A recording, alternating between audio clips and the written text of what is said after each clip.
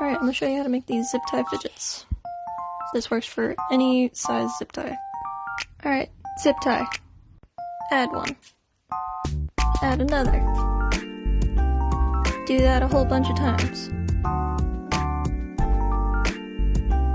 Okay, now cut all those tails off. I recommend using toenail clippers because they cut the closest to the thing.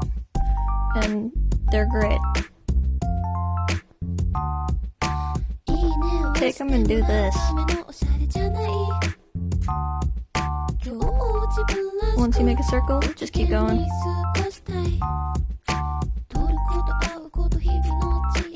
Alright, now that you've done all of that, you're probably gonna have a longer one than me. Recommend it. Now you're just gonna cut off all of these. Again, recommend toenail clippers.